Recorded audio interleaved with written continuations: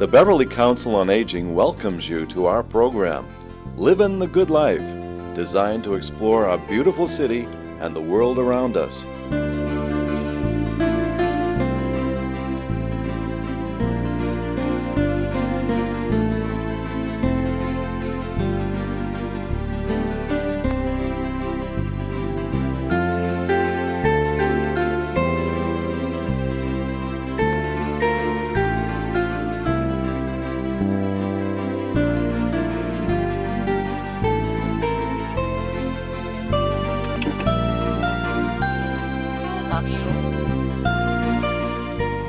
Hello, welcome to Livin' the Good Life. I'm Bob Hobbs. We have a very interesting show today. My guest is Susan Doughty, who is an animal therapist and rehabilitator. And she's also a social worker who works with elders and shut-ins and their caregivers. So let's start with your day job. We'll do the social work there. What do you do with that? My day job I enjoy very much. I work with elders and I work with their caregivers. And I support their caregivers in helping them to manage caring for an elder with changing needs. And I help them to get services and make referrals. Do you do this in their house, or is this something you do in an office and they come to you? I meet them wherever they want to meet. Okay, good. Yeah. My favorite meeting is, can we walk the dog together in the park and talk? So wherever they want to meet, I meet. And now let's get right to the... Yep, this is Romy Duck. Yeah, Introduce herself. Romy the parrot, so I'm already getting tired of my jabbering here. I love you. Yeah, Good and job, Romy. I'm falling in love with you too, Romy. So tell me how you work with the animals. It's a sort of a therapeutical thing for shut-ins? Yeah, is that how you use it? I have some clients that I visit in the Boston area that are fairly shut in, and we visit the animals, and it's very beneficial to them. It attracts other individuals to come socialize with them as well. So the animals are very accustomed to being around other people and entertaining them, and Romy Duck. yes, No.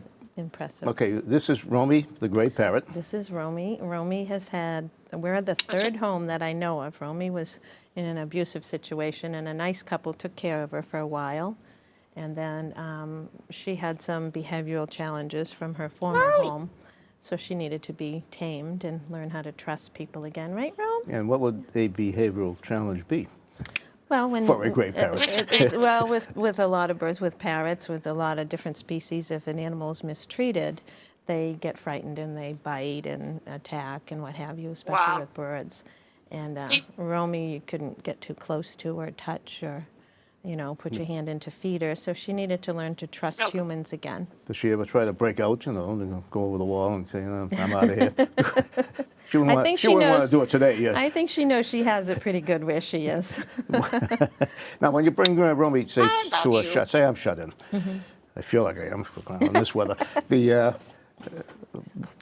What will I do what will Romy do to make me? Well, when we're having conversations, she'll make she'll make comments. She'll laugh. She'll start singing. And she'll really entertain people. And then they'll ask her to do her animal sounds and what have you. And Hi. hi, yeah. You say, hey, you want a treat?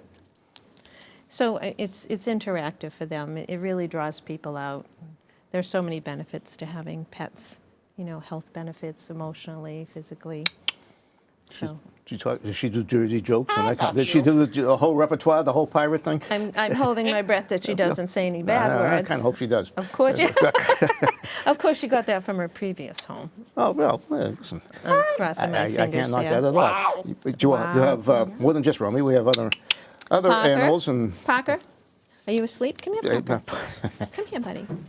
Good boy. Parker was also a rescue. All the animals are rescues. He was by the side of the road in the western part of the state about 9 years ago. And I got a call from another social worker. Was he thumbing a rag home, or what was he doing at the time? He no opposable thumbs, but he was trying. Yeah. But I got a call from the social worker, and she said, I know you just lost your dog. We have this nice little puppy that's going to go to the pound. And I found it by the side of the road. Stay back, buddy. And I said I wasn't ready yet for a dog. We just lost our other one. And she sent me a picture of him, and that was it. So Parker's been with us for... Initially, we were going to just take him for a little while and train him and give him to a good family because we were too heartbroken from losing the other dog. But as you can He see. filled the gap, Parker, obviously.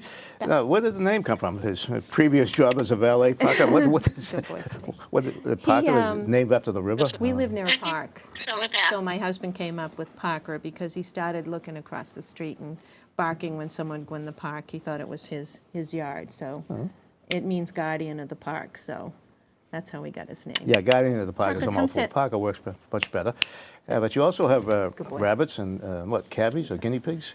A lot of things come our way, and then we eventually rehome them, but once we, you want to go back? Okay. I'll take out Lily in a minute. Hey, Lily. Lily is also a rescue. Come here, baby. She's just a baby bunny. Oops, that's a good boy. All the animals in our home are used to other animals, which is good. You know, if they get rehomed, they're accustomed to other animals. It's just about having them learn to trust and reading their body language, knowing when to try to press forward with behavioral or training, and knowing when to support them if they're frightened.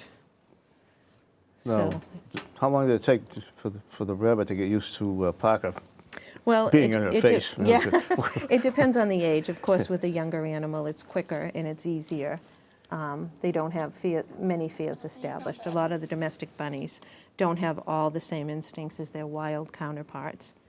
But she didn't take any time at all. There are others that need to be in a room for a little while and then have the animal on a leash. And introduction is really important with different You know, species. my youngest daughter, she used to get a rabbit every year at the Topsfield Fair. So, Oh, gee. and I had to finally we ended up with 6 or 7 of them out in the yard. Yeah. We never brought them in, winter Yeah. or anything else, and they thrived. Well, you can winterize and have an environment that's safe for a bunny to be outside. They basically had a box and Yep. a bowl, which froze up 12 seconds after You you have put it to out there on change days it like this. frequently. But they all lived, what I would, Well, I guess is a normal rabbit's life, 6 The piece 6 to years, that 7 is years. that they had each other to keep each other company. A single rabbit out in a yard in a cage, if it doesn't get enough attention from humans, is not the best life. Well, I didn't encourage them keeping too much company either. Just if we could tell a male from a female, which I couldn't. But A my lot of middle pets daughter are also in-house. had a guinea pig. Now, this is the Yeah. world's longest lived guinea pig. Yeah, we have Valerie here, the guinea pig too. She won it when she was. They used to have carnivals and fairs at Suffolk Downs after Yeah. after the racing was over. All right, so Karen goes out and comes back. She got a bag. She said, "Dad, look what I won." I'm looking for a stuffed animal. She said this. I said, "Well, what is it?" She says, "It's a guinea pig." I says, Yeah. "No, it's not a guinea pig. Bring this pig back." I said, "Told her." But at the game that she won, all they had was rabbits and guinea pigs. Yeah. He said, "Well, you want a rabbit?" I said, "Give me the guinea pig." So Yeah, yeah. now Less she's 5 maintenance. years old. Karen got married when she was 25. Mm-hmm. The guinea pig was still alive. That's very And- unusual. Yes, and I said, there's nothing I could do with this thing. Wow. She was determined to see this thing through to the end. Now, how would you said you have a guinea pig? Yeah, I have Valerie. Let me get Valerie. Hi, Valerie. It's a good girl. Now, before you pick up any animal, you need to let them sniff your hand, even a guinea pig or a rabbit, and pet them so that they don't panic, because they're prey. They're preyed upon. They're low on the food chain, so you have to make sure they feel safe before you pick them up. You don't just grab them. If I went to just grab her, she'd run around frightened. Oh, look at that. Yeah, that's Valerie. Well, she's a. Valerie is a guinea pig. She's a mix. She's part long-haired. Yeah, I'm gonna say and she's a long. I couldn't think of the. Yeah, she's part Abyssinian and part mohair, whatever it is. Peruvian, most likely. Guinea pigs are great little pets. Usually, they don't live more than 6, 8 years. There can be exceptions, but they're nice, low-maintenance pets, especially if a family goes away for a weekend here and there, or they're easy to care for. They're not a lot of work. They're not a lot of expense. And rabbits would probably be next on that list. Oh, that's true. I mean, you can go to Florida for the winter for crying out loud and come back, and the guinea pig's still there, hanging tough. Now, if you were to bring that into me, because I'm laying there in my bed, Yeah. what solace will I derive? Well, not usually.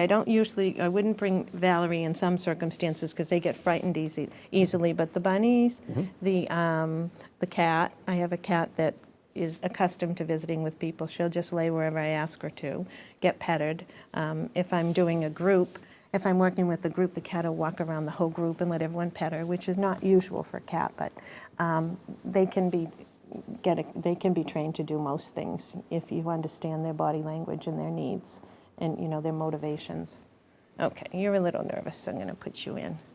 There you go, Val. Yeah, no, she is a little nervous. Yeah. That's why I said, well, Yeah. if she was in with a group, wouldn't that Well, I don't make the always group bring. nervous? I don't know. I don't always bring Valerie. It depends on the animal. I'll bring Valerie when it's one-on-one or Yeah. you know. But I go by the animal. Like if I put Lily down, she'd be hopping all around, greeting everyone. And you have to know the behaviors and the responses to different environments, or if they get nervous. Right, Mommy?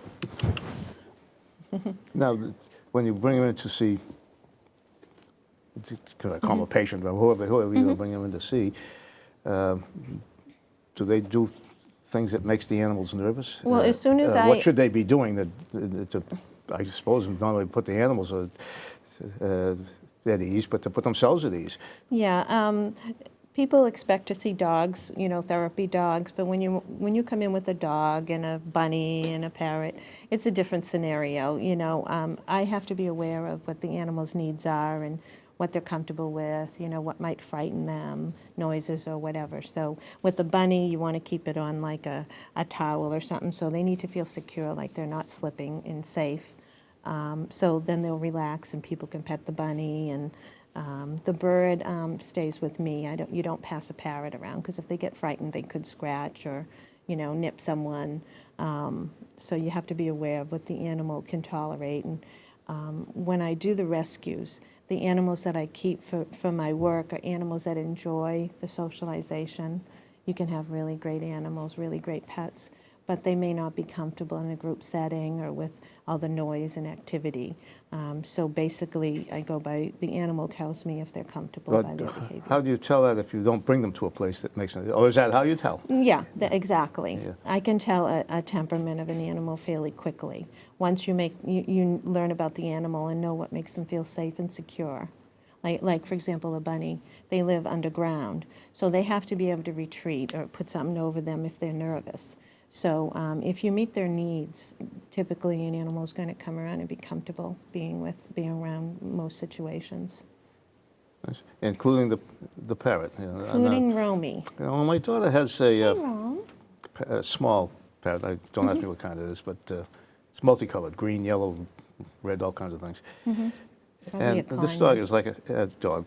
The Excuse me. bird. This parrot. It's like an attack parrot. You know, Yeah. it squawks. It's noisy. Probably a conure. Hit my ear. Yeah, I've got a little Yeah. bit left of my ear. She sat on my shoulder one time. And Yeah. we had to discourage that. Conure, exactly. conure. I Different. didn't find that very comforting. But, No.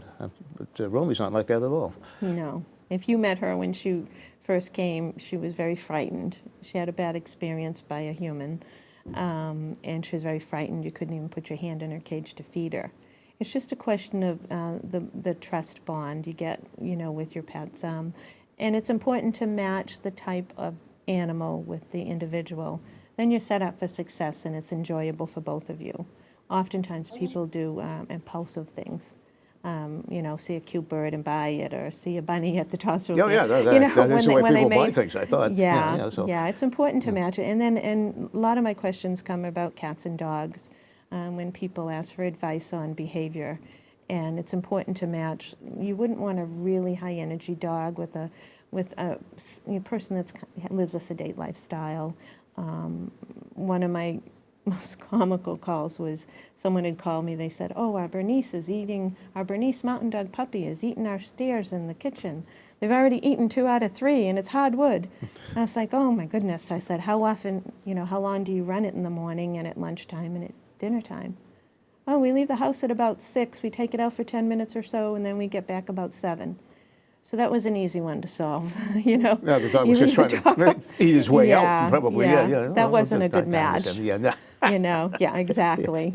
Yeah. So it's important to match not only species in families, but also types in that, like different types of dogs, different types of cats and their needs. And then everybody wins. One important thing that really, that I'm really pleased about with animals that's come into the forefront is studies have shown that animals are not, they're interfering with the cycle of repetitive hospital, hospital visits, and pain medications have been decreased with people who have pets, and it's just isolation. There's so many studies that show the benefits of owning a pet, the appropriate pet with the appropriate needs and disposition. And it's just wonderful to see that. I mean, less meds. I don't know about the pharmaceuticals, but I'm really happy about that. Well, appropriate would then be that if a person was well capable of it, you have to take your dog out a couple of times a day. It does get you out. I know that where I live, they have allowed dogs for the last, I don't know, 10 years maybe. Social. It's a social event. And Well, it is, and what it does, as I talk to the gals that are out walking, it gets them out of their apartments and gets them out and moving and everything else. yeah. And Dog owners are definitely the healthiest of pet owners because you have to go out, you have to walk, and then you socialize, and that decreases isolation. It's just, and dogs are they just are driven to please their human. So, I mean, that's a quality that they possess, and they're easy to train for that reason. And it's more of an agreement than training, and it's more about love than discipline. If you're consistent with your animals, you're going to have the absolute best they have to give. I like seeing what's happening with all the studies about the benefits of animals, and it's just great for all of them, all the species. And now, do you ever run into, let me ask you a depressing question. If somebody has an animal, a dog, let's say, and has it for a number of years, the dog dies, which, animals do, then the person that owns it then gets so depressed they hardly come out. And now they've kind of gone from the animal getting them out and socializing to them being more isolated. Do you ever run into that?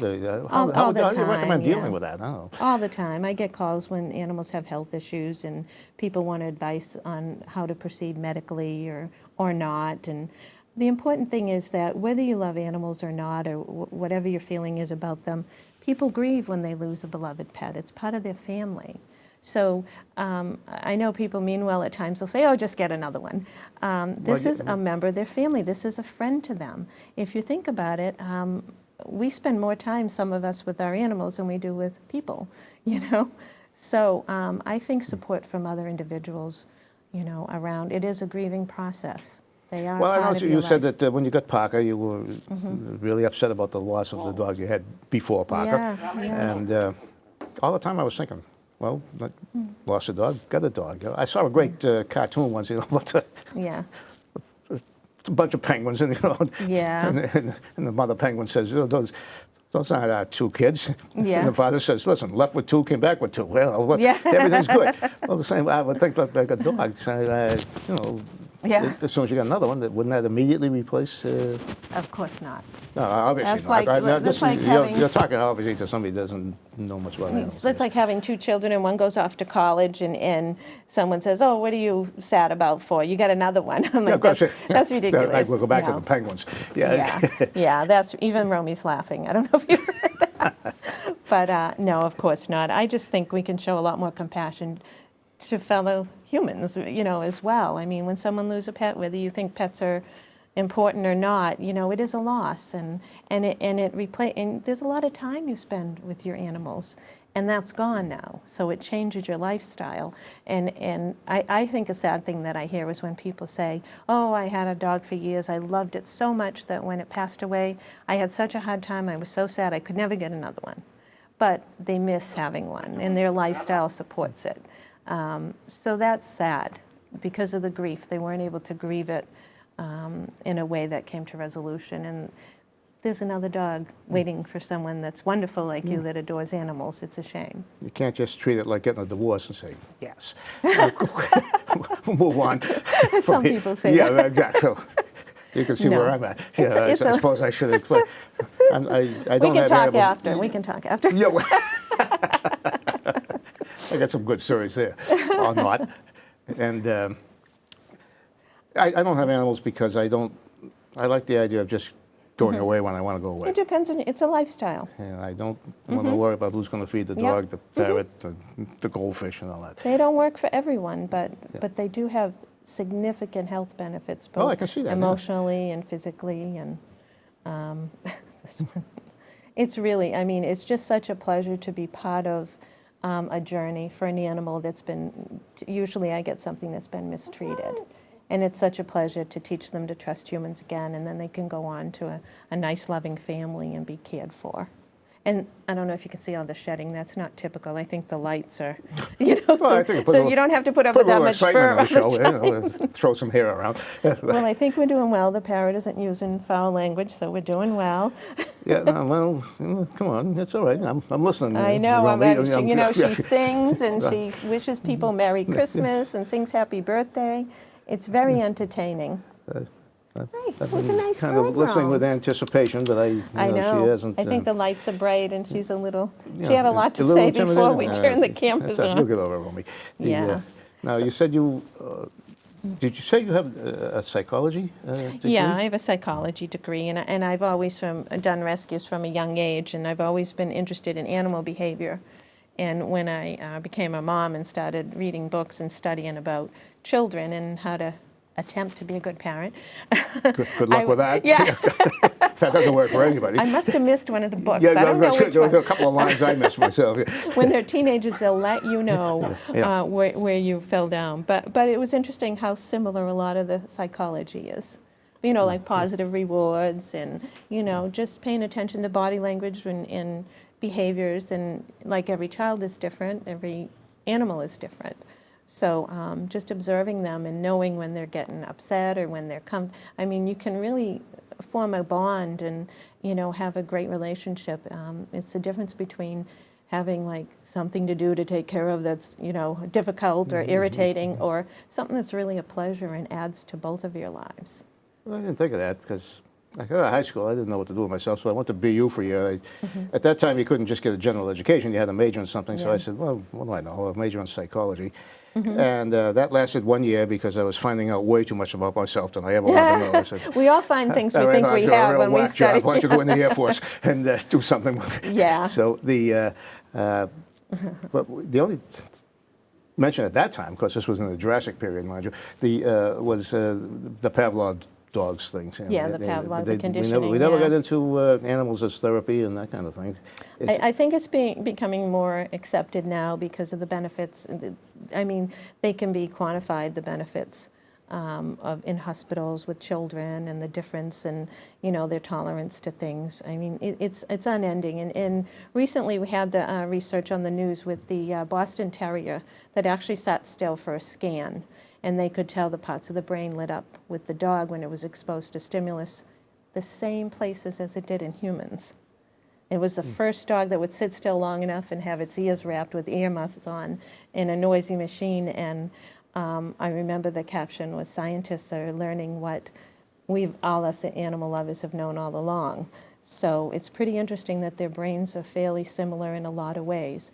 But we also need to keep in mind that they are pack animals, and there is a hierarchy. And if you understand how the original wolves behaved, you'll understand how to work with your dog better. In training, especially, you have to be an alpha person. If you don't have alpha established with your dog, good luck. Yeah. There are going to be issues. One thing that I really wanted to say was just to encourage people to support their local animal rescue leagues and MSPCAs, their humane societies. These people do very good work, and it's not easy work, what they come across. So I think just supporting them and being kind to them, whether financially or with your time. And when you do need a pet or want a pet, go to these experts.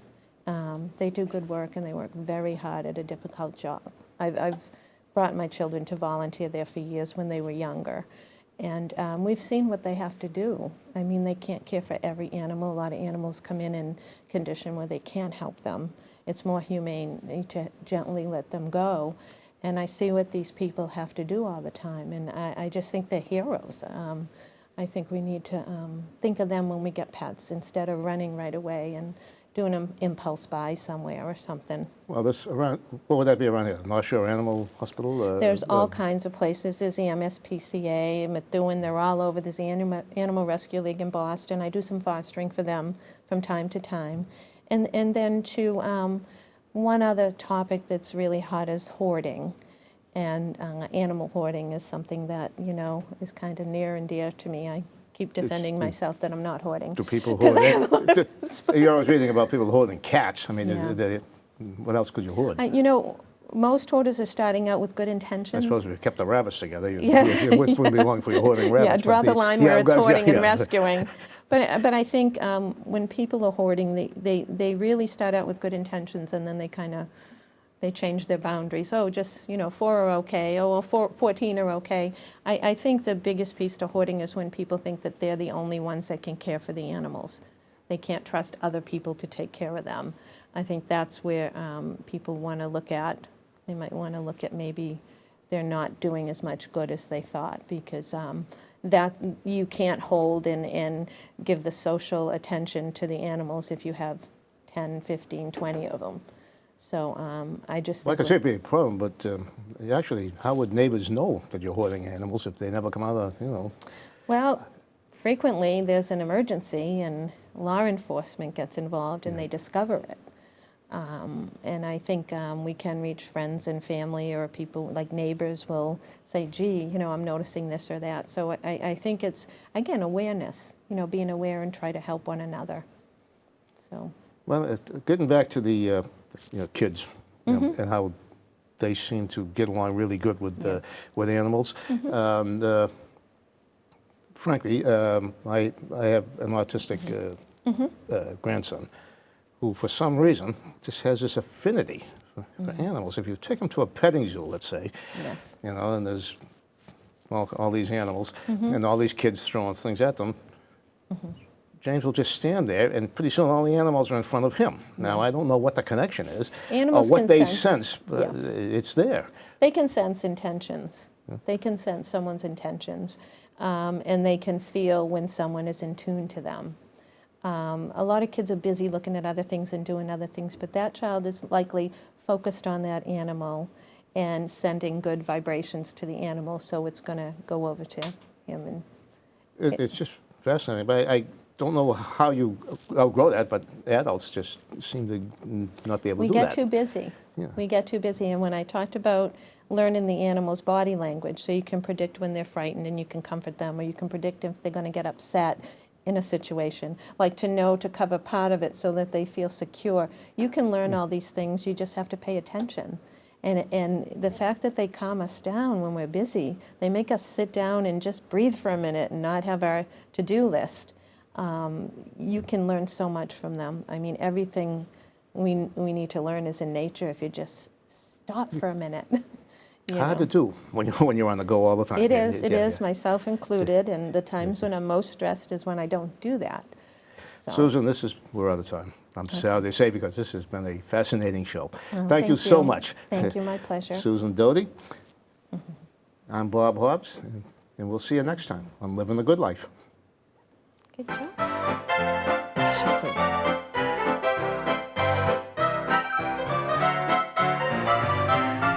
You've been watching Livin' the Good Life. We always welcome your comments and suggestions for future programs. Call us at 978-921-6017.